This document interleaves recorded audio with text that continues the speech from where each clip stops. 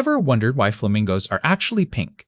It's not what you think. Let's explore the science behind this stunning phenomenon using data visualization and eye-powered research. Flamingos aren't born pink. They earn it. Their color comes from carotenoid pigments in their diet, specifically from blue-green algae and crustaceans. Without these nutrients, flamingos would be white. The intensity of their pink depends entirely on food availability and quality in their environment. Eye tools now help researchers track flamingo populations by analyzing color variations. Machine learning models identify healthy birds by pink intensity, predicting ecosystem health automatically. This technology processes thousands of images in seconds, something impossible manually. It's revolutionizing wildlife conservation through intelligent automation. As a creator or small business, you can use similar eye image analysis tools for content research. Platforms like Google Lens and eye-powered analytics identify visual patterns in your audience engagement. Understanding color psychology and data-driven insights amplifies your content's impact exponentially. Nature's design is data-driven, and eye unlocks those patterns. Whether you're curious about wildlife or scaling your business, start experimenting with image analysis tools today. They're free, powerful, and changing how we understand our world.